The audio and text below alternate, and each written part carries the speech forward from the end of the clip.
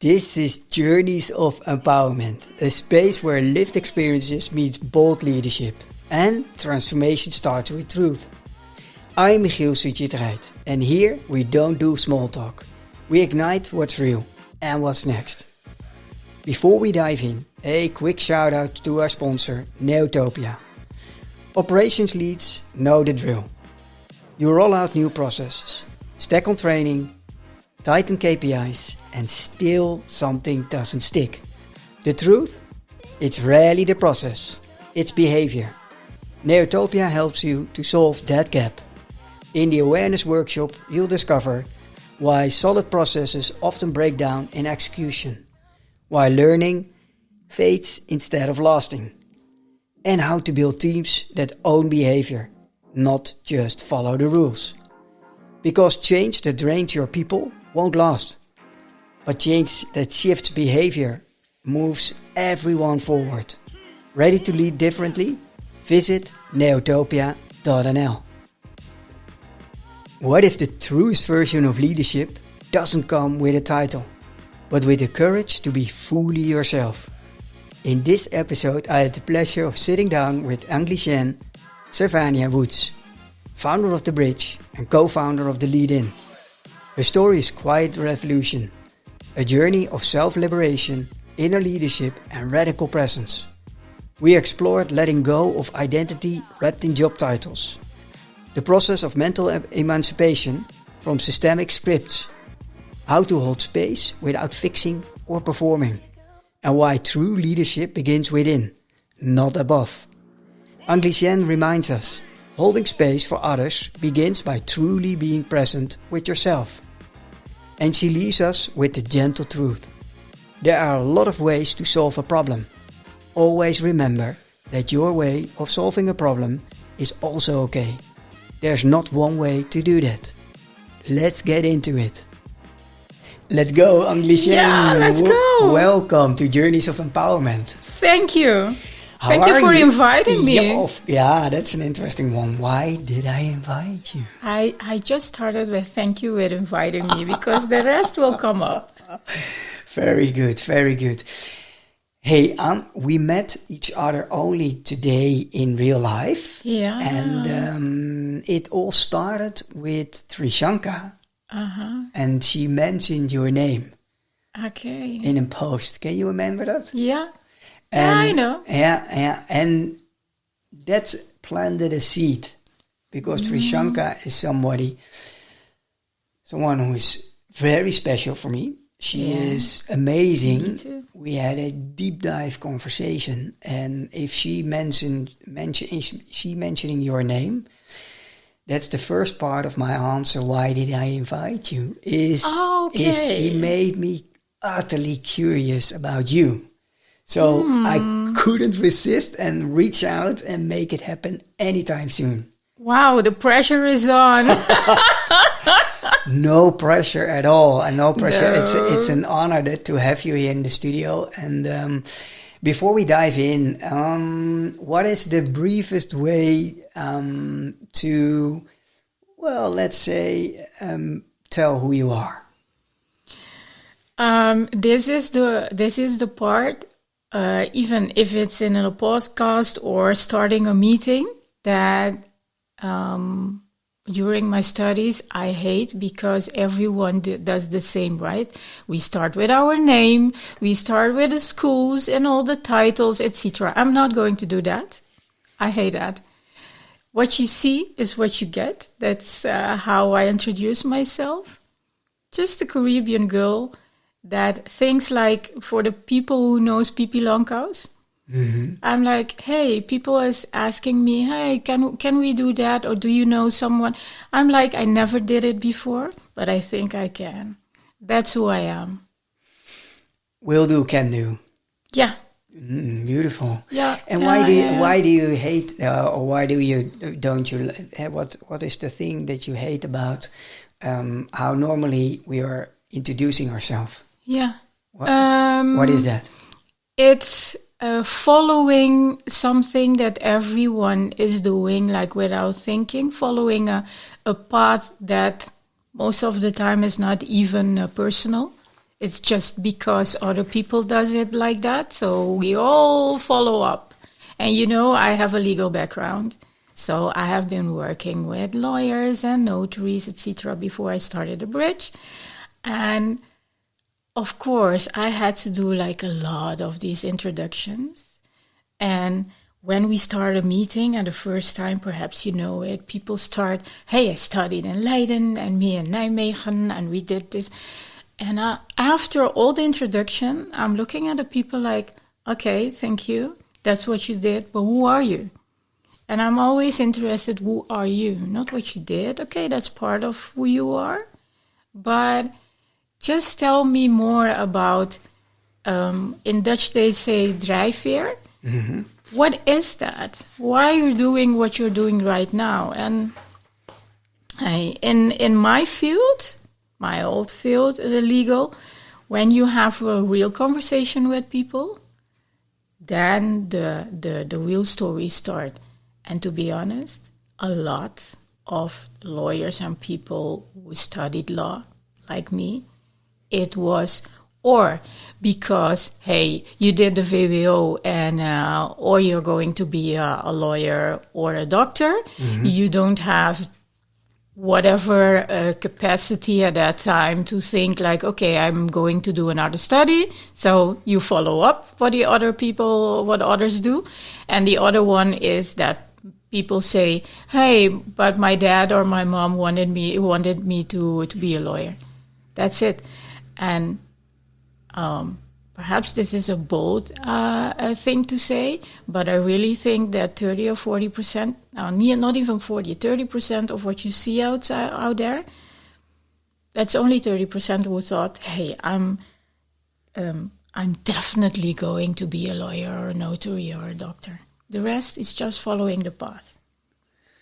That's interesting. Why did you decide to go for that path in first? I didn't have a clue. I knew that I wanted to do something to help people. And when you grow up in a home with a father, he was dedicated to his job as a policeman, and before that military, you grow up with like a sense of community and a sense of serving.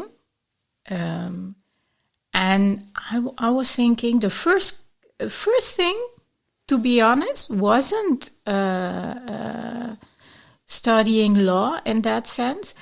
I remember that I told my dad, hey, I want to do something like being a detective, like you did, and but internationally. And he looked at me, he said, you're not going to do that. I said, oh, why? Why? No, you're a woman. We live on an island. It's a very dangerous job. So my next one was, okay, so a judge. In Dutch, they say kinderrechter. Mm-hmm. So that stood with me like a long time, and I started doing the study. And there was this lady, a friend of my dad. She was a judge. She told me, come a day, I will arrange something, and then you will see how it is to do this.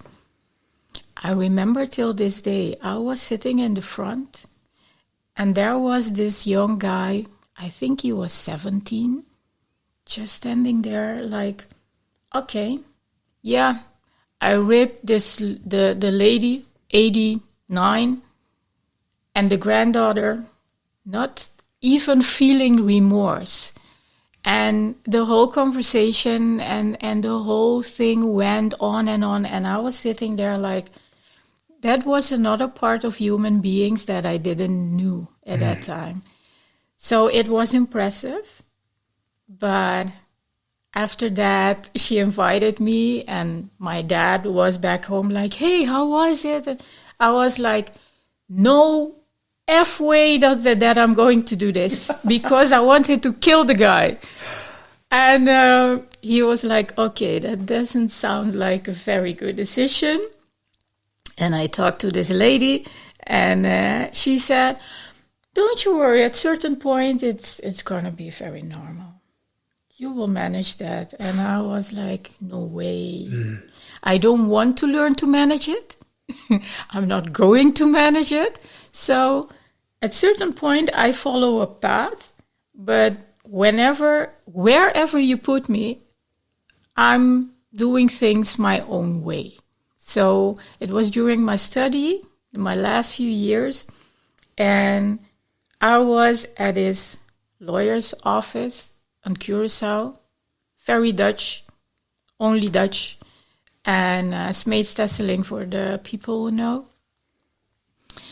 And I was working with the lawyers. I was a student, so someone, I don't even remember, called, like, hey, we need a student.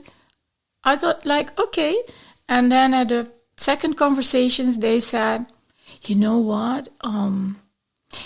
We also need a library in our books. I said, oh, that's no problem. I love to read. Oh, no, that's no problem. I will take care of that. And the bottom line, one of these lawyers was there like, is this for real? Is she going to work here and also put up a library? I said, okay, no, that's no problem. I did. I was calling the Netherlands and looking for numbers like Kluwer, and I didn't have a clue what I was doing. But actually, I made a list. I walked through the whole office, like, what book do you think you need? And I made my list and I made it work, besides my other work. And that's very, that's something I keep doing till this day. So I'm like, okay, what's next? How can I contribute? And I remember I was working there and very interested again in the people, always talking to the people. And at a certain point, I was looking at my colleagues there, all Dutch, and I said, hey, do you have more interesting work for me to do? And they looked at me like, what is she saying? What is she telling us? And there was this guy, he was an older one. He said, you know what? We have a very nice case. This was about a CD with children's songs.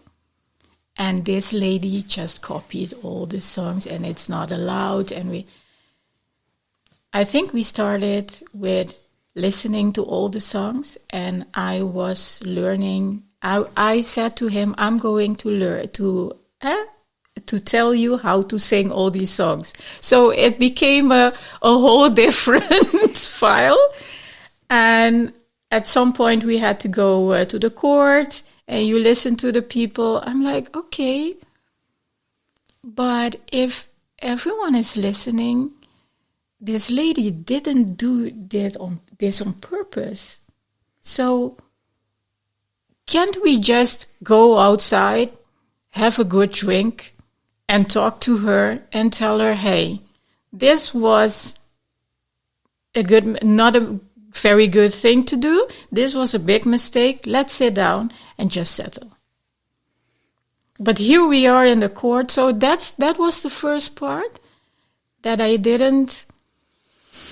At that time, I was like, how can I tell people this? What were you struggling with? It was, okay, this is a whole entourage, a whole circus in the court, to get money out of it or show her that, hey, that was not a good thing to do. There are other ways to communicate and solve this. Mm-hmm. Go tell a lawyer, this is not necessary.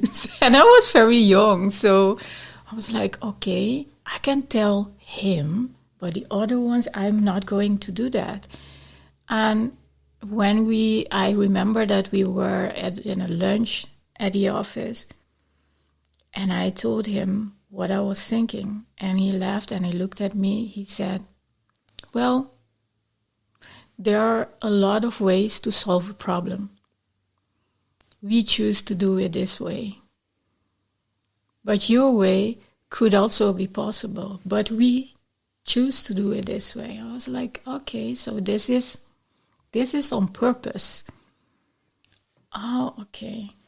And then he told me something that till now I remember. It was, he said to me, and that's also something I learned for quite some years when I also came here. He said, Angligène, one thing. There are a lot of ways to solve a problem. Always remember that your way of solving a problem is also okay. There is not one way to do that. And when you say something like that to me, and I see the years after that, I was always trying to solve problems, whatever it was, by connecting and by listening. That's a deep one.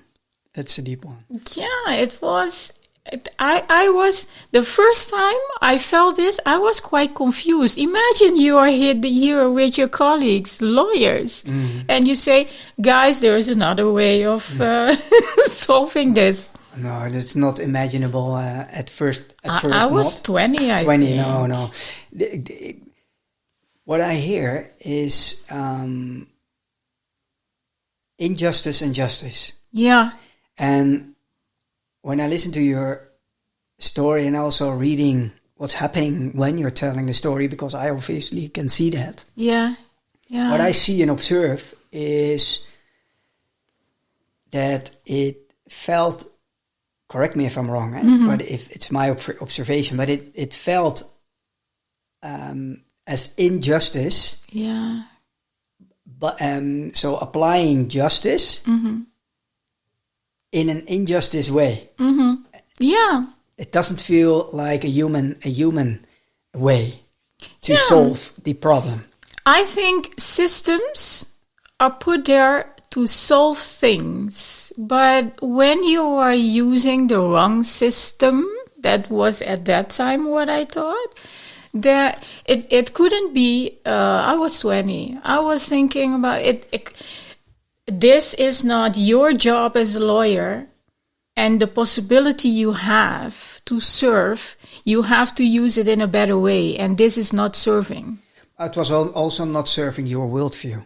I think it was conflicting with your worldview. Yeah. Because as much as I agree on human level with your worldview and the reason why you were struggling to, well, maybe to comply to the way they were working, still there are multiple ways to Rome, and at the end of the day, if it solves the problem for their client, it solves the problem. Yeah, Yet exactly. it was conflicting with your worldview. What did you decide?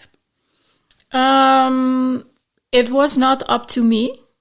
The only thing I did, I had this conversation. At some point, they discussed this, and from what I remember, it's a long time ago. From what I remember, like normally you get like a penalty, and she had to pay 13,000 guilders.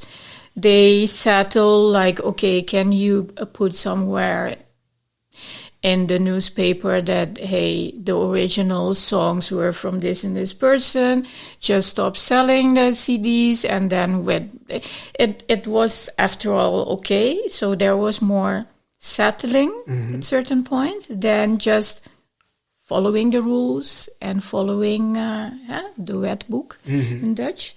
So, but while talking about this, if you ask me how I'm living now in 2025, I even say to my clients, don't think that when we are talking about justice, that the world needs to show you what justice is.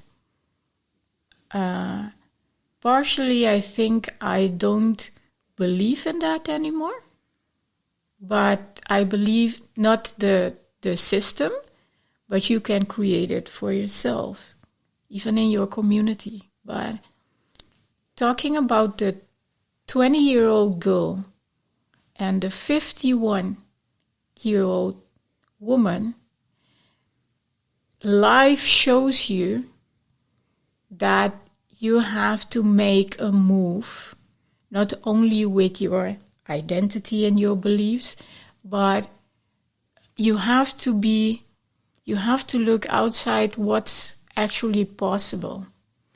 And even though I'm someone who thinks everything is possible, almost everything, this is also a part that I had to learn, that justice is not the same for all of us. Justice is like a multiple facet diamond. Yeah. So, it depends on which angle of light shines through and which angle comes out in a different direction. And when you talk about... so that was back in Curacao, still. And then what made you decide to come to the Netherlands? The same office where I was. I was looking around and I was like, okay, and in court, is this something I want to do for the rest of my life? The answer was in seconds, no. And I started talking about what I went through and that I was looking for more. I didn't even know what a more was. So I started to talk to other people and also family. In the meanwhile, what I did, I started going to the notary department during my lunch. Again, this was the Angligène, what's next? What's out there? And I was learning the work of what notaries do in my lunch. And my colleagues, they told me, hey, Angligène, the lunch is just to do lunch and you can go outside. But what are you doing downstairs at the notary department? I said, hey, I'm learning a lot. Something new, I'm learning a lot. And at a certain point, I learned enough to think, oh, this is nice. And at that time in Curacao, I still think it's not possible, but there wasn't a possibility at the university to do the studies, the notary studies. And I got bored, to be honest. So someone called me from the family at that time, a bank, and she said, do you want to see how it works at the bank? And at that time, the trust company. I said, yeah, of course. Hey, never did it, but I think I can do that. And my first day, the HR director was waiting for me, and he said, so you are the one they called to do this, so let's sit down and start. And it was at that time in Curacao, it was very difficult economic situation. So a lot of people working at a bank were switching and thinking about going to the Netherlands. So there was a need for someone to pick up all the files with all the numbers and pension they build up and whatever. And this man who was doing that at a bank, he just left. So I was there with a lot of files, taking over for someone who was not there anymore and who did the job for 25 years. And like I still do, I just took a look. I had a few questions and I sat down with my pen and my paper. What's the strategy here? And then they helped me move everything. And now we are going again. So I started there at the trust department doing every file for this people. But they put me in a room. And I didn't know the history of this whole room. So talking about justice, whatever that is. I like to be part of a community, and I like to be also someone at that time at my job that is serving and helping.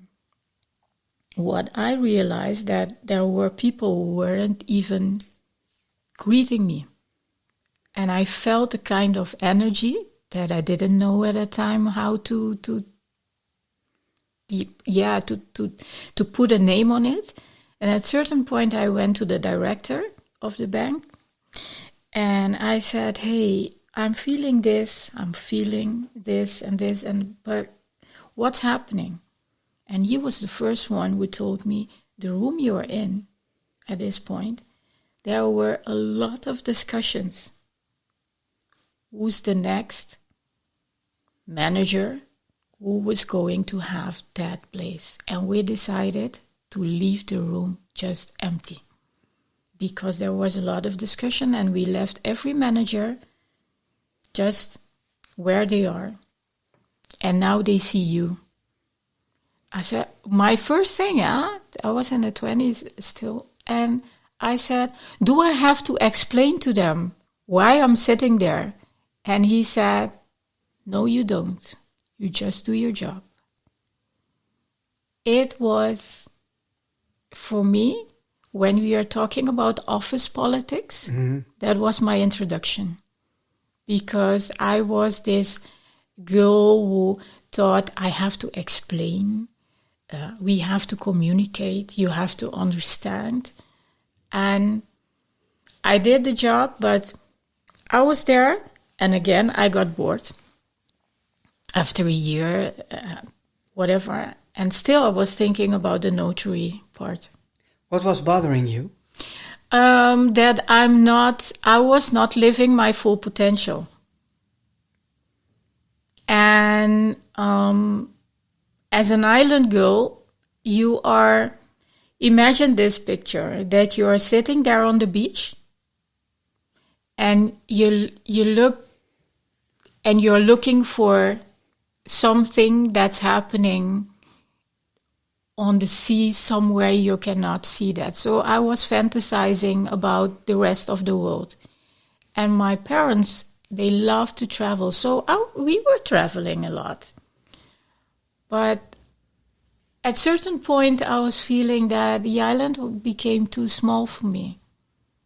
What's next? For me, it was for years, what's next? What's next? And the what's next I was looking for is, okay, been there, done that. What's the next level? Not the next other thing, but really the next level.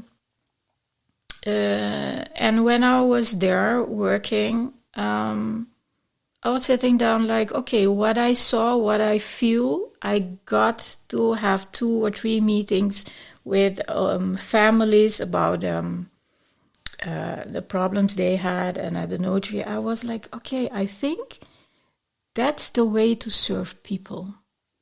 That would be a match with me. What do you mean by that? Seeing the more, even doing business, but seeing the real part of people, being honest. It got very honest, I can tell you, in a meeting, because my last meeting there was that this lady passed away, and there was the whole family at the table at the notary's office, and they got into a fight. About the inheritance? Yes. That's plain, that's raw human being, what you see there. You see people still sad, still processing the thing. You see people laughing. You see people fighting. You get to see the whole spectrum of how human beings can be at one table. And I was like, okay. And what happened there was that people were fighting and didn't understand why the inheritance was like that. And there was this lady at the table. She was the only one not saying anything. But just not even connected with the family. She was just sitting there. And I was like, what's happening with her? And I wasn't allowed at that point to even talk. There were clients. I was just... keep your distance and stay in your role. Yeah. And we were still on the island, so it's a small island. I met her a few weeks after that in a hotel, in a restaurant. She remembered me. And I was there with my parents.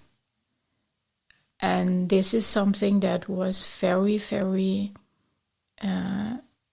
important thing I learned from my dad, and I used that at that point. Everyone knew what my dad did, and he was always smiling, even though he didn't even remember the people. He was always listening. And this lady, this time, nobody came to him but to me. It was for him. It's like, okay, where do you know this person? And she thanked me. She said, I know who you are, and thank you. I was like, thank you. She said, you stay calm, and I saw that you were looking after me. I was, this is interesting that she perceived it like that. And she said to me, I know that that you're not allowed to even talk about this, but thank you. And then she left. Can you imagine that? I was sitting with my dad. So the first thing my dad said, what did you do? May I ask a question before we jump? Yeah. Can you remember how it made you feel? When she said that, I was in my 20s. My first reaction was, huh? And when she left, I was like, wow, I didn't say anything to her, but she felt it. It's like, oh, okay. So that, it was the first time that, it was the first time that I thought, you don't have to do a lot to be there. Yeah. Sort of this discovery moment, the inner discovery moment. Yeah, because I didn't say anything to her. Yeah? So it was just being in the moment, being present, being there, allowing space, getting noticed without saying it there. Yeah. And then later on, she came to you and she acknowledged something within you were maybe not even aware of. Yeah. And when we are talking years later, when I met Trishanka, I learned how that's called. Trishanka is saying that a lot, holding space. Just that. You don't have to do a lot. You don't have to say anything. So that was like, oh, whoa. Yeah. That was, I can imagine, a profound also feeling, because it's not only about realization and everything, but it's also a feeling. That's why I asked the question, how did it make you feel? Because I can imagine that it's eye-opening, but also, I wasn't aware of this. I remember this. I was in my 20s. So you're asking me now, so I can show the emotion. I can tell you how it is. But in my 20s, I was, most of the time I was confused. And then, but that's something that really changed that. And now I can tell you that that's something I learned through being who I am and processing and part of what my father taught me without saying a lot too. Can you elaborate a little bit more about what you mean by my father taught you? Yeah. What? Yeah. It's being there for people, serving. Mm-hmm. And I have this early recollection of the first time this happened. Remember as a kid, 6 years old, and this accident happened outside our door. And the first thing he sent the colleague was, he was back home, and you see people lying on the ground, etc., etc. And the first thing that happened was they came in, and I was there as a child, and they said, "Do you have a cushion?" and things like that. I was like, of course. This thing happened quite a few times in Curacao, that you have to, can you imagine that as a child, that you have to give people your cushions, things to help them because they are laying on the ground. So that formed me that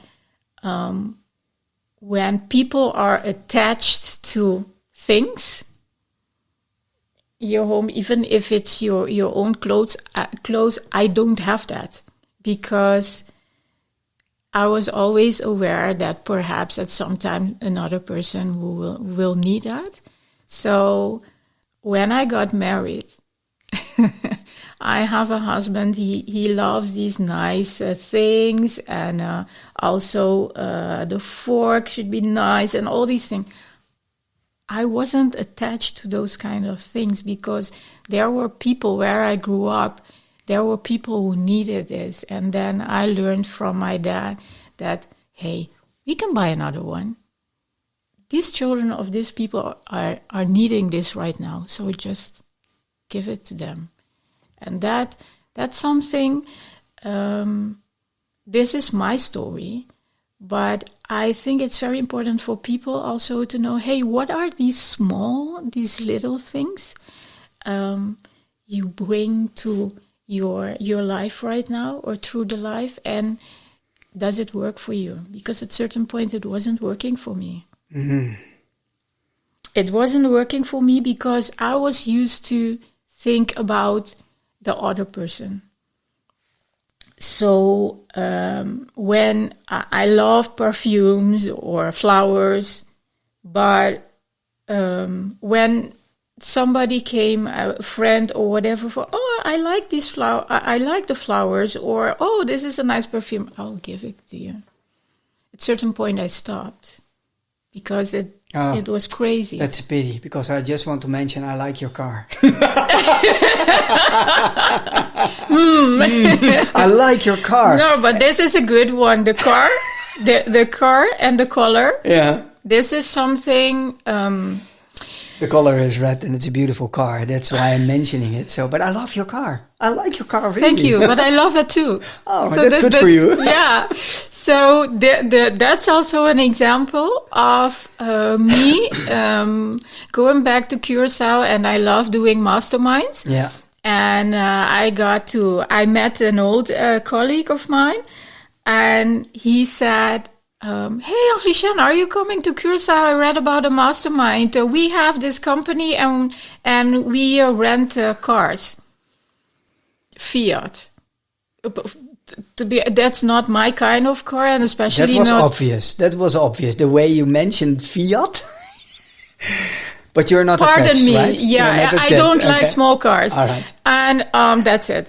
And especially on an island. So I went there, and then I saw a red Jeep. Not this model, but a red Jeep. I said, is that one on rent? And he laughed. He said, yeah, that's the biggest one we have. We only have one. I said, that's the one I want. And he laughed because he knew me. I said to him, never call me again and ask me to rent a Fiat. Yes, but Angligène, is that schattig? I said, I'm not schattig. Whatever that means. And that was quite some years ago, 2 or 3 years ago. And every time I was on the island, he knew. And the last time he said, Angligène, I'm so sorry, but I don't have the red, but I have just bought a new one, and it's white. I was like, white, really? But okay. No, but that yeah. was something I said, you know what? I'm going to do that in the Netherlands too at that time. Yeah. And within a year and a half, we had this one. Yeah, no, beautiful. No, but I was only joking, of course. And the reason for joking about that is because there is something deep underlying in which you have learned from your father, and which he was an example and was serving, not being too attached to having things. Maybe other people in need, you can help them. So let's get back to that moment, because otherwise we're losing that moment where it all came from, instead of me trying to pick your car, to steal your car, to borrow, to get your car. And no, but it's beautiful. And let's go back on that beach, on that moment which you invited me to imagine. Now I'm going to invite you to imagine yourself looking at wherever you're looking at. Yeah. So maybe sunset, and as far as you can reach with your eyes and see. And what do you believe for you is next level? And here it comes. Was next level always outside of you or inside of you? Till I think 10 years ago. Hey, the big 40. It was outside. And I was thinking about my next steps when I turned 40. It wasn't a big drama or whatever, but to be honest, I had a plan since I was 15-ish, that it would be a big party when I turned 40, but I didn't have a plan for after my 40s. That was 40. 40 was the milestone from a little girl from 15. Yeah, yes. I can imagine. It's a sort of wow. Yeah. Once you are 40. Yeah. But then you became 40. Yeah, and then what's the plan here? What's next? Yeah, what's next? But for the people who are listening, I stayed in Curacao till I was 25, and then I came to the Netherlands for the next. So I'm living now, not even a few months more, but nowadays we will come back to that. I've been living in the Netherlands longer than that I lived in Curacao. But okay, that did something with me. It was very profound. Going back, I was, I think, like a lot of people, thinking that thing outside, the next level, was the things that were possible for me. I made it happen, but I was not looking inside. You mean, I turned 40 and I didn't have a plan for the next years. And when you don't have a plan, for me, it worked like, what's next? And I didn't have to follow a system and something I learned anymore, because there wasn't.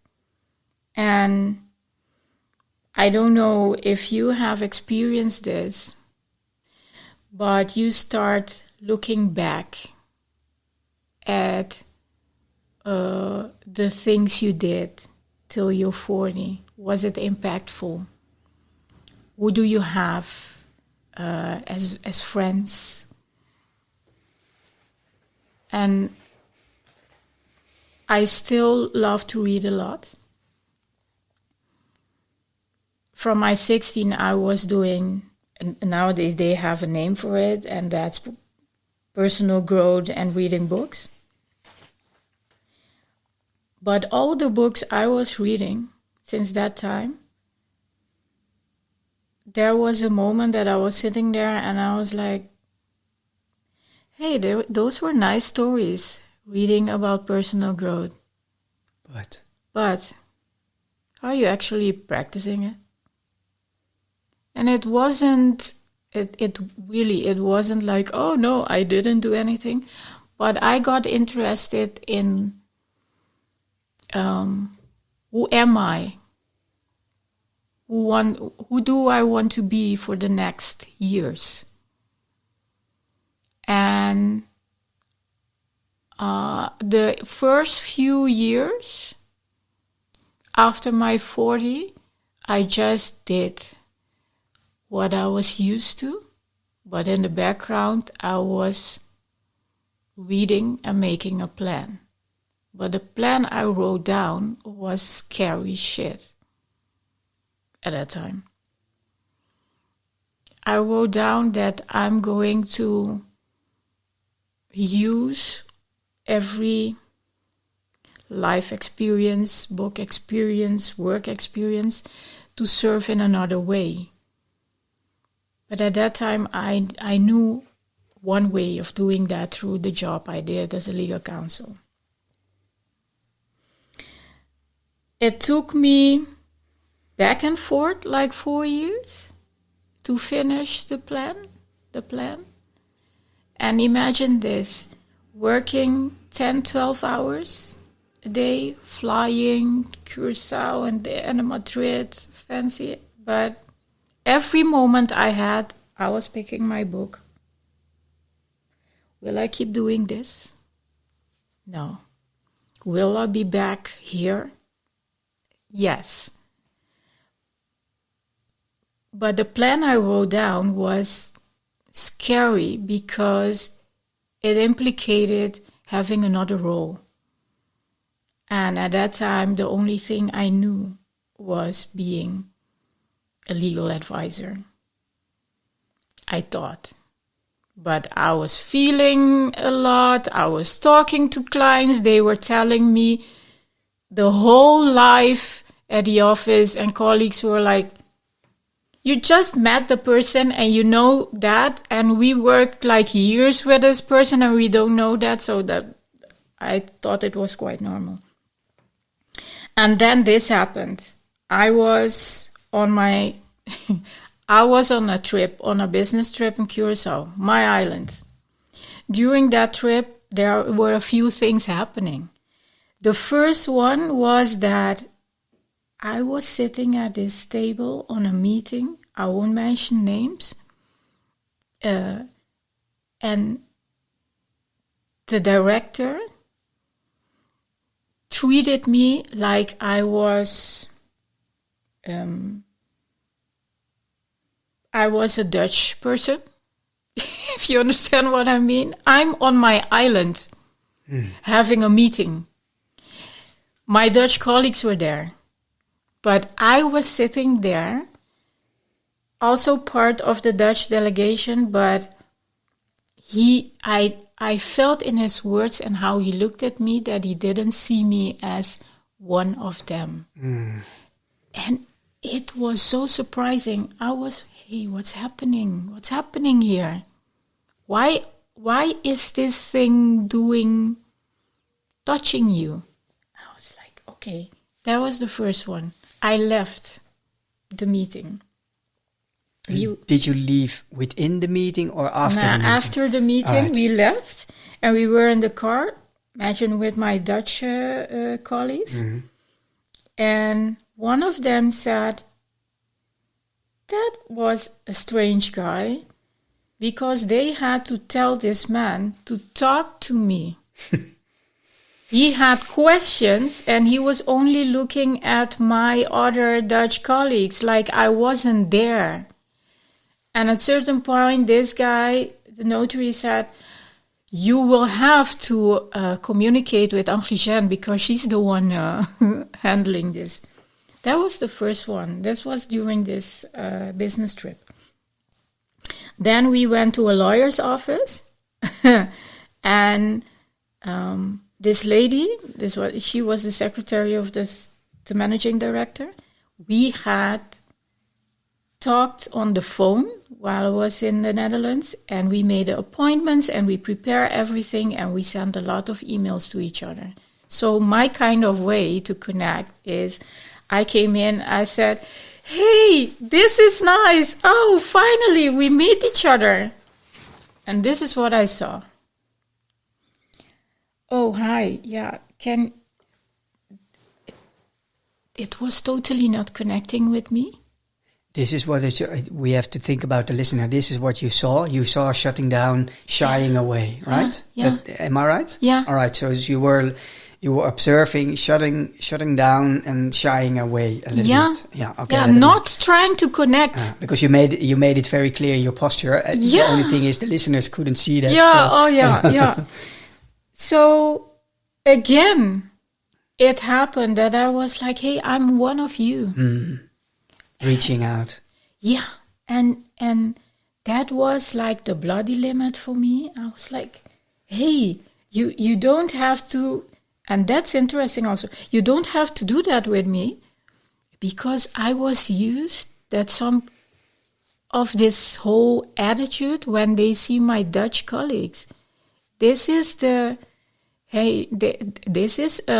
I talked about mental freedom, this is the total opposite. This is slavery, colonization, everything. I felt everything there. Everything.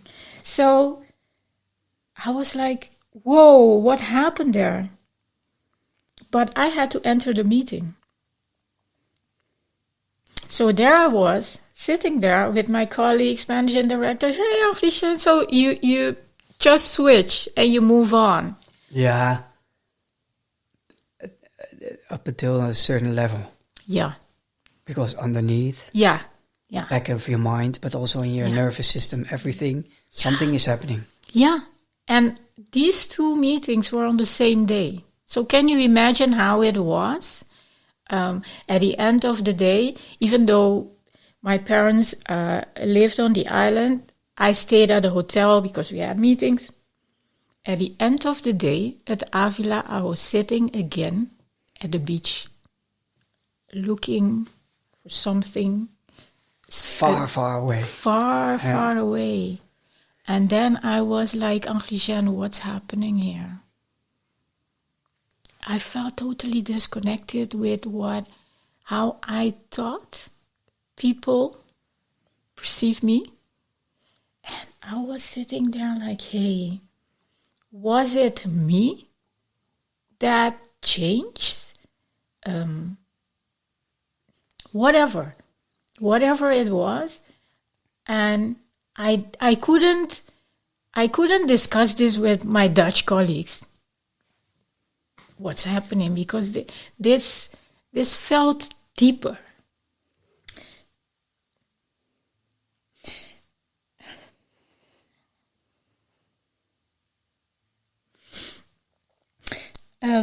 What happened was I went through the whole business trip. And then this is something we discussed. I was at the airport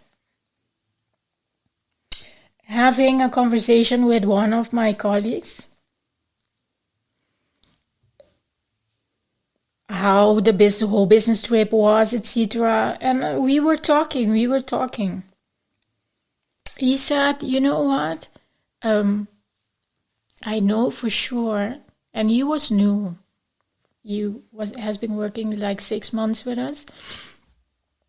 From what I saw at the company and hear how you deal with people and the work, I know for sure that you can do a lot more than what you do and how you do it. In a split second, without even thinking twice, I said, yes, I know, and this was my last business trip. What I didn't say is this was my last business trip with you. it was, it wasn't like, okay, I thought about it during the night that I was going to say that, but I felt it. This is it. It was at the end of November, beginning of December 2017, and I had a surgery planned, so that wasn't surprise. And these doctors, they called me when I was in Curacao because they knew, and they said, hey, change of plans. You are not coming to the hospital in the morning of the surgery. We want you here 2 days before. You know how I responded? Not going to do that. I have a planning. I have to finish my work. I have things. I was only thinking about my job. They said, no, it's not possible. But at that point, they already talked to my husband. So when I arrived here in the Netherlands, it was, hey, the things are planned. And from that date, you are going to the hospital to just lay down and be prepared. Like, what a bullshit. I need to do this, and I have to talk to the secretary and thinking about Christmas cards. Can you imagine? The old you, yes. Yeah. And I was there. The operation went okay. The surgery was okay. And I got a phone call from this lady.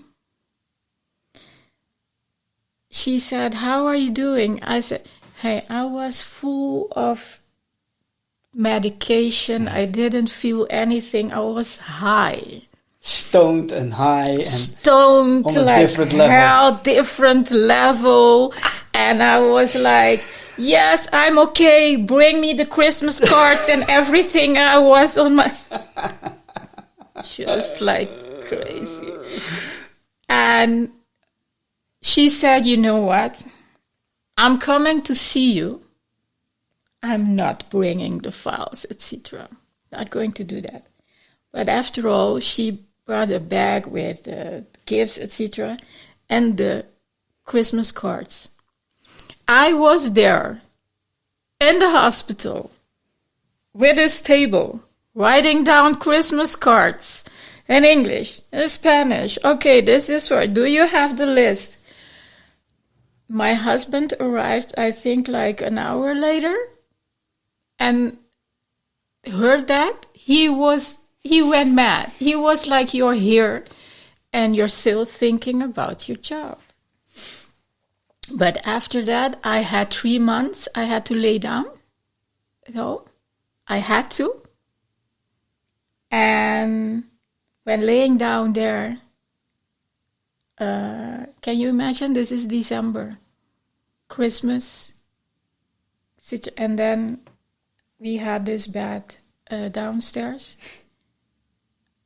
And at certain point, I was like, I can better follow the instructions because I have work to do when I stand up here. And if I don't follow the instructions and this will continue for months and months, I don't have time for that. That was my mindset. I was there the 2nd month. After that, the 3rd month.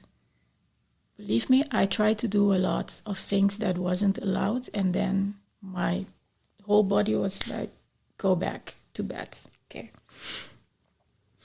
I was there. And at a certain point, it was like, we are in 2018. I wrote something down somewhere. I have a lot of the notebooks. Mm. I asked my husband to pick one of them. I was there in bed, like, and there it was, the plan I wrote down. I wrote down in 2018, I would be 45 and I will have my own company,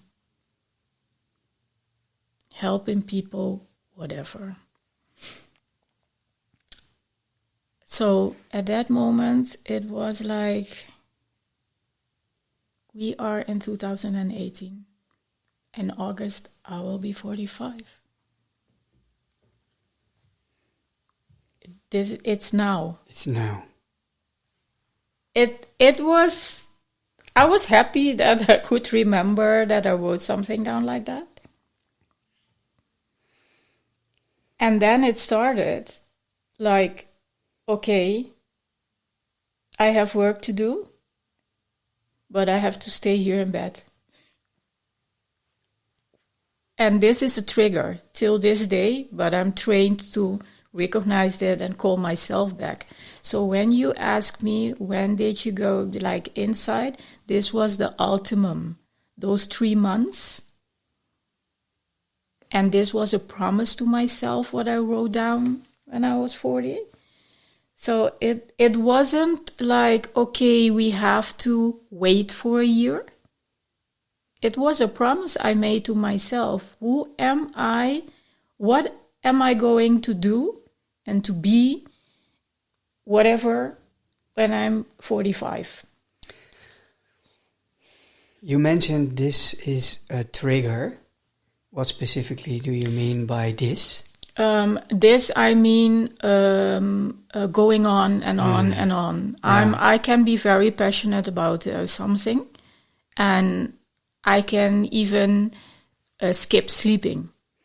I can hear that in your story, and I see that in your drivenness, and which pops up. And then I thank you for sharing. So that made me understand a little bit more about what you meant with this. Because what I see is, and now what I hear is a lot of doing. And where is the moment you allow yourself to just be, in the here and the now, and also being present and being okay with who you are without all the doing. So that's for me this part. Yeah. And then it was 2018. Oh, and I was preparing to go back to the office. And my department, some colleagues, especially the notary, were preparing because, hey, we were going to have a party because this was the 5 years of the legal department, etc. I just sat down. I took, I think, a week, not to make a decision, but to say goodbye without nobody knowing there. Sitting there looking at the people, smiling, looking. I had this office with all glass, so you see the people passing by. And I was looking like, yeah, oh, okay. And at a certain point I stood up and I was like, my job is done here. Not only here at the office, but done. In the legal space. Yeah. And for the people of Curacao, they will understand this without a lot of words. I went back, I wrote a letter. This was my letter to the team. This was the letter saying them that I was leaving. I choose a date. It was May the 13th. For people of Curacao, they know the meaning of May the 13th. Hey, I didn't have a fight with no one. But this was a decision. May the 30th, 30 Mei, this is a special day, special in Curacao. That was the only moment on Curacao, on the island, that the people went on the streets to protest against the whole Dutch invasion, you call it. They burned down all the city. everything. That was their protest. Was it a protest for me? Was it like a liberation without even noticing it? Yeah, I think so. So that was, I chose the date, and I was there with my letter. I could have sent an email. And the first person I wanted to tell this was the person I knew from Curacao and who was the managing director, partner, etc. But what was a mix through all these years, the going, doing, wasn't a match anymore. And he was running through the day, and I was like, hey, we need to talk. Yeah, in 5 minutes. Hey, I'm still waiting. Like an hour ago, we talked, and you, no, I will join you. At a certain point, it was lunchtime, and he had to go to the client. I went to the other notary. I said, we need to talk. I said, I'm not going home without putting this letter on the table, whatever. I closed the door, and he said, hey, tell me. He wasn't expecting that. Nobody was. And I told him, hey, my job here is done. I have the letter. I'm leaving. He was like, and the first thing, if you worked at these companies, is, what are you going to do? And I said, I'm going to start for myself, and I'm going to serve and use my experience to guide people in another way. That's it. And he looked at me, he said, you know what? I can't imagine anyone else doing that than you, because that's what you have been doing here a lot of years. I was like, oh, so someone noticed it. And it was very nice of him, what he did. He said, did you tell him? I said, I'm trying like 4 hours, but here's the letter. So it's official. I will tell him. And then he said, keep your door open. I will check out on you during the day. I said, okay, that's nice.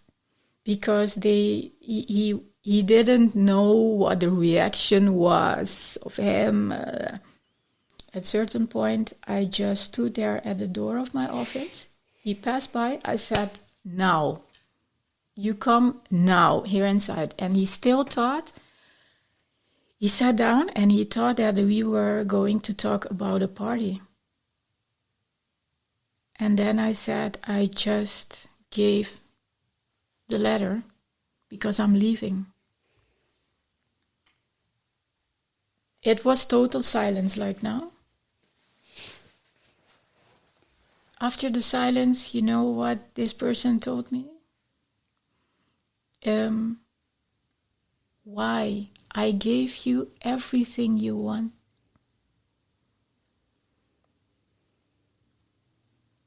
I didn't even answer that. I thought by myself, if you don't understand this, okay, it was like a long thing and long silences, and at a certain point, he said, I think, actually, I have to be proud of you, I think. And to be honest, he said, this is a moment I was afraid of for years that would come. I was listening, but I didn't understand at that point what he was saying. It was like last year, the beginning of last year, during my own process again, I have a lot of them, that I went back to that conversation, and what came up was he knew. And what I mean with he knew, there is a reason when I'm passionate about things that I keep going on and on and on. It's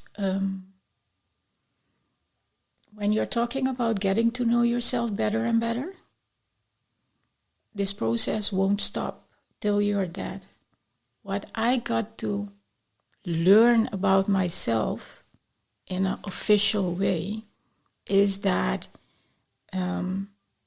my brain works like, they have a name for it, gifted, whatever, but when you talk to me, I can see, but also feel like what's coming up for the next 10 steps. So remember the story I told you about Curacao? I got bored. And what's next? A big part of my life, I was living not on the edge. I was looking for the edge, but I was living not on my full potential and living to fit in the system.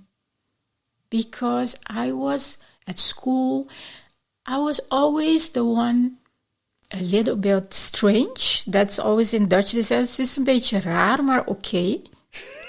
That's something people showed me, huh? I think the author, world famous author, Malcolm Gladwell, called that an outlier. Yeah. And that's, I don't know if you know Igor Beuker. Yeah. He called himself the misfit. Yes. So you tend to... We know each other quite well. So he's a misfit, and we always dance on certain festivals. Yeah. And he is a misfit. Yeah. And I love that. Yeah. So at certain point, to be honest, what I got to read and know about how my brain works, etc., it was like the last puzzle. So when I went back to that conversation that he was saying, I was always afraid that this moment will come. It got more depth when I was sitting there back home, and I said, oh, because he knew. That's the reason I got the most difficult cases, the everything that people could not deal with because it was too complicated, etc. Just throw it at me and I'm just fixing it. I thought by myself, whoa. My first reaction was I was a little bit angry, and then I gave myself the time to process the information and getting back. That's the only reason, if you hear me talking about getting back in the time, I was like, oh, this is the reason I did this. Oh, this is the reason that. Oh, this is why the teachers at the professors at the university, some of them, they saw it and they said, hey, you can do the exams like this, modeling like this. I was not good in writing. That was too slow for me. Connecting the dots in hindsight, right? Connecting the dots. So when you're talking about going inside, whoa, that's a lot happening. That was a lot. That was dealing with, and the first question I got from the lady at that point, when I did the test and so, how do you feel? What's your first reaction? I said, in Dutch, I said, ik ben dus niet gek. No. And she said, no, of course not. I said, hey, there were a lot of times that I was like, okay, why is nobody getting this? Hey, and she said something very, very interesting. She said, from now on, you are going to recognize this not only in yourself, but the people around you. I said, yes, of course. Is that a sort of observing and seeing the genius in everyone around you? So I knew this. I was processing it. Within 24 hours, there was this lady calling me. I knew her already. Hey, Angligène, can I visit you in your office in Hilversum? I was like, yeah, of course. We talked about the world of mentoring, personal growth. At a certain point, I was like, we are having a conversation in an hour, and there wasn't a moment that she asked me, what do you mean? This is so nice, a flow. And I was there, should I ask her? Or should... And then at a certain point I asked her, I said, listen, this is something I got to learn for myself. This is happening, etc., etc. And she laughed. She said, I knew, because I did the same, but by then I was 18. And I planned the rest of my life and my studies around that. Since then, she's like a friend that I can ask, how is it? Hey, I encountered this. Do you know more about that? And I read a lot. But yesterday, I had one of my mentees. This is the 3rd session we had. And he started telling me, mind you, how do I deal with this frustration that we are in a meeting? He's a lawyer. We are in a meeting and I see the steps up front. I tell them how we are going to solve that and nobody listens. And then this keeps going on and on and on. And then, Angligène, after a few days or a few weeks, they come to the same solution I give them. It's so frustrating. And now I know. So I said, hey, tell me more about this. How do you feel about that? Tell me more about your school time and your childhood. You spot it immediately. But what I've learned is that you don't straightforward tell everyone when you see it. You prepare them and leave it like the coach did to me. Leave it like up to you how you pick it up. Because not everyone is prepared for that. But she was right. When you know, you cannot do. No, you cannot unknown. No, of course. No, that's the beauty. You can never hide anymore. You can do as if you don't know it. And since then, I have ladies coming to me I don't even know and saying, hey, I read your blog or post on LinkedIn. I just do that to share with people. I'm not doing that to sell things, but to offer, to be of service. And these 2 ladies came, they say, yeah, we need to work with you. I was like, how do you know? You don't even know me. Yeah, but the way you express it hits home. Like, okay. So going back to mental freedom, you know the song of Bob Marley talking about emancipate yourself? That hits home every day. Every day.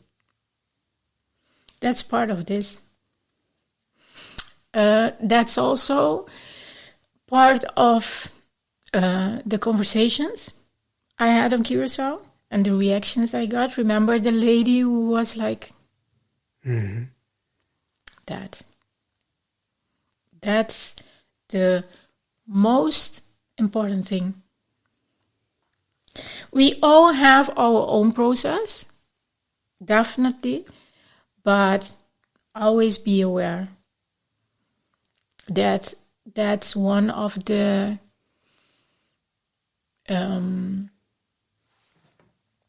how do you say that? We have rights, but we also have a responsibility to ourselves to work on that. Every day, again and again. You showed me that, what you showed me, that's also part of it.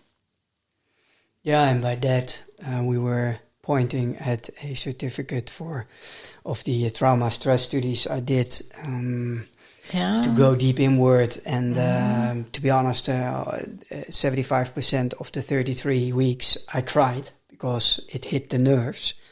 It was a lot of hard work not to try to understand what's meant, but more to allow the feeling to be there. And then also better understand yourself. And for me, it gave it gave a profound feeling.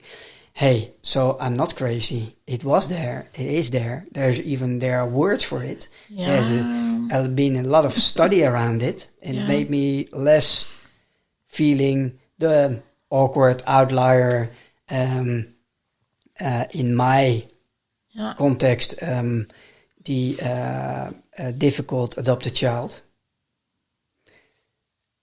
And so, wow, but you shared a lot, and I have so many questions, but the question for now, since we're definitely going to meet each other for a second time in a conference in our podcast, because there's a lot. This is like 10% of it. But it is, but it's all about unpacking, right? And going back, and it's always what was happening while telling your story. What made you emotional? What not? But the part that we are, and this is not the part of being a victim, definitely not. But it's so important to allow yourself to go inside, to feel, not only do. Remember how I start my story, and moving on, and on, and on, and on. It's all about doing and not about being, and being in the present and allowing yourself to be who you are. We talk a lot about making impact and serve. The best way to serve and make impact is working on yourself. And again, what made me show all the feeling is the realization every day again how mentally enslaved we are. Mentally enslaved. Yeah. Really. And when we meet people like crazy one Igor, who said, go big or go home, I love that, but not for the doing. Go big on this, or go home, not the home we feel that's home, but the home there outside, the home people, hey, like we started this morning, the big home, the nice home. Nothing wrong with that. But the home is here. Not that. Coming home to self. Yeah, definitely. Angligène. Yes, Michiel, tell me. You shared so much beauty and so much depth. And since we're heading towards the end of this conversation, let's also make a connection to what you're doing right now. You're the co-founder of the Lead-In, and you're founder of the Bridge. And interesting. And normally when you ask somebody, who are you? You are the founder of the Bridge, and you are the co-founder of the Lead-In. And boring. No, it's not boring, but that's how we start. And that's how we start. And but now we're ending with this because it makes much more sense that you are the founder of the Bridge. Yeah. And the Bridge is something which is intrinsic, motivated, and fueled. It comes from all the depth we just spoke about, and you just shared with with our audience. But help us to understand then, what is the bridge? What are you trying to achieve? What are you helping and serving your clientele with? Connecting, connecting the home outside we talk to the home inside. And of course, as a human being, I started with with part of doing what I learned to do at that time and what I thought I do the best. And I started with my clients, of course, lawyers, notaries, and tax advisors. I saw a lot, not only in my clients, but in my colleagues, a lot of disconnection. And what a bridge does is connecting. And we have a lot of names, fancy names for it, like executive coaching, like leadership strategy. Let's go beyond the title. Let's go beyond the title, and let's go a little bit deeper. Let's go to the connecting. And do you work in a sort of process? Yes. Or framework? Or? Yes. For me, the only framework, as we are talking about the bridge, is like we are doing right now. All the titles and the fields and the system and who you thought you were, we are peeling everything off to come to your identity. And then from that, back on, we pick it up from this identity, getting to the core. Getting to your truth. Yes. Then you will be because that's also, we didn't talk about that, but also the best part of this life is becoming the best leader you can be. That pops up the question. It isn't in the default mode of a lawyer normally to reach out for this kind of help. So... They definitely not. Not everyone. Not everyone. But definitely not. It's more like, I'm not earning and following up on the targets. It's always about the targets and the performance. Billable hours, right? Yeah, target is meaning billable hours, going back home, disconnected from the family. But they don't start telling you that, but I know. And it's not written on their head, so... No, but it starts with performance. No. So people come to me with, I want to perform better. They don't even, most of them don't even come like, I want to be a better leader. But my performance... How can I become that partner, that thing there outside? And something you didn't mention, I'm also the creator of the 7 female frames, but that's thanks to my clients. Because all this 40 plus female lawyers, advisors, they come to the certain point like what we did right now. And they are like, but who am I at this point? I had all the next levels. I had the success. Hey, children are brought. What's left? Who am I? Mm-hmm. That's the separate label, especially for female leaders, lawyers. I had 2 days ago these CEOs at my office. They said, Angligène, listen, are you only going to work with women? I said, don't you worry. We still have the big bridge out there. This is especially a place like we are here because we, as a woman, we need a place to, as a women amongst each other, to discuss certain things. But going back to your question, what do I do? Yeah. Yes, I work on the masks. People come in with a lot of masks, and then at certain point, it's not only one mask, it's a lot. Yeah, it's a lot of masks. And you peel one, And they show you what they want you to see. And then you peel the next one. And I'm doing practice what you preach. Because, yes, at my office, if everyone is also, whoa, I didn't expect this. And this is emotional. And some of them even told me that this was quite shocking the first times a few years ago.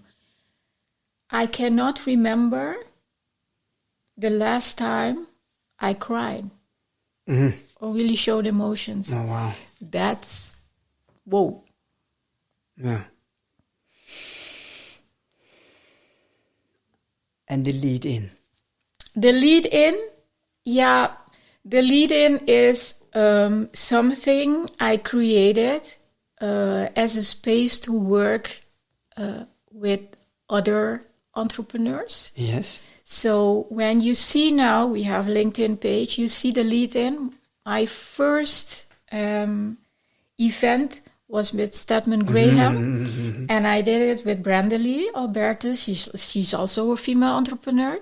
So the first one, she jumped in, she joined, and we did it together. The lead-in will stay here, but every time I have it's almost community project.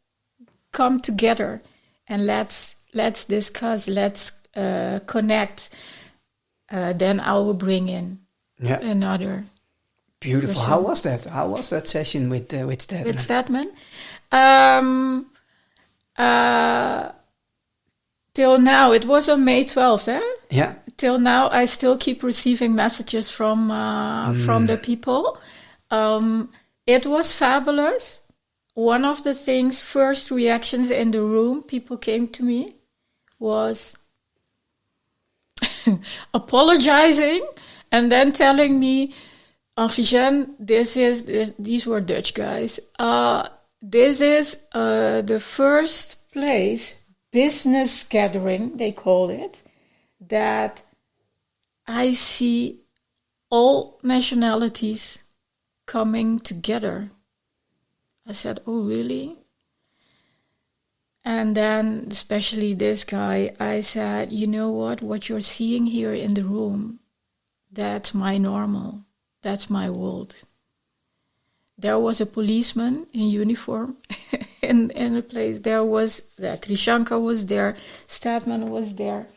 For me, it's very, very important to incorporate young leaders. Yes. The young ones. So they were in the room.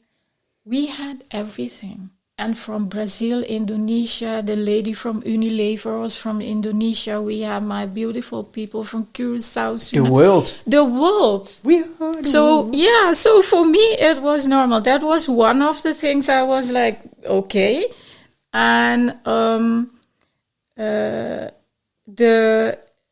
some people asked me to have this again, because they made quite some decisions in their life, things that they thought that were not possible, and then they took the step to move on.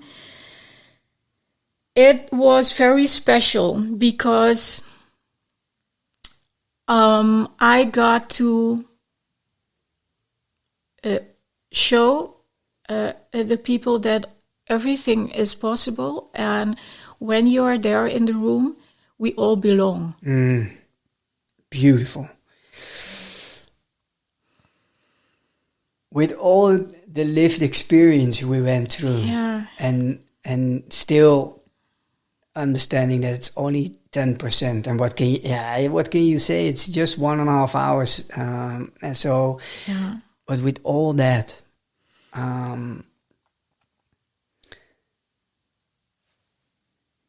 what would be one thing based upon your own lived experience, sharing with the audience would be a sort of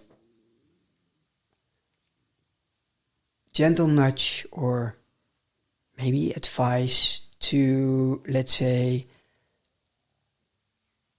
a person who's listening and is maybe 20 years younger and what would you wish for them to feel and understand what you would have understand and felt when you were 20? I'm hearing like the voice of Igor saying, don't follow the rules. Just don't do that. Break the rules, break the rules. Know that this life is a big process to get to know yourself better and better. Give yourself some grace. Don't put that much pressure on being perfect. Yeah. So that would be the same as giving yourself, when you were 20, with the lived experience of now, the advice or the nudge or... Yeah. Beautiful. Thank you very much, Angligène, for being here, for being you, and sharing all what you just shared. And wow. I would love to have another conversation anytime in future. Let's do that again and come in my office in Hilversum, and I can. There are a lot of us out there. True. And there are a lot of outliers which should come together, misfits. And please go big. Yes. And then allow yourself at the same time, you're already home. Home is where your love is, inside of yourself. Yeah, and if you don't feel like that, hey, focus on the process, on becoming that. There's no perfect path on doing that. Thank you so much. Thank you, Michiel, for inviting me. Whoa. We almost forgot. Hey. I just gave one reason why I invited you. Mm-hmm. And not the whole thing. So I started with Trishanka. Yeah. And she mentioned you, and I was like, instantly I was really curious. Yeah. And why I invited you was while we had our pre-conversation, but even before we had our pre-video conversation to prep this conversation, what made me very curious is what made you go on the inner shift between being a legal advisor to focus on self-leadership, mentorship, because in my opinion, that is the whole transition you've made. And that sounds, it's only a few words, but it's a whole journey and it's a whole transformation you've been through. And that made me utterly curious to meet you and to share and to hopefully unpack that a little bit by having this conversation for myself and the audience. I love that. Okay. So that's the reason. Oh, thanks for sharing that. For me, it's quite normal. No, it isn't. It isn't. It isn't. It is it is brave. It is brave. Yeah. Because the easiest path was to keep doing what you're doing and to earn a lot of money easily with two fingers in the nose. And easy, yeah. And but it takes a lot of courage and a lot of strength. Thank you. Because you only can help your clients come as far as you went inward. So that's the brave part, going inward. That's definitely the bravest thing you can do and the best thing you can do in your life. And I'm thinking, okay, the first person who said this, that's brave. I wasn't thinking about brave. Is Sergio Pandai from Roots Inspire. You have to talk to him. He said, Angligène, what you did is that's not normal. You need to have I was like, but everyone can do that. No, they don't. Maybe everybody can, but just a few really, really going inward. And I felt that. It's intuition. So luckily I followed my intuition to invite you. And thank you. And thank you very much. Thanks a lot.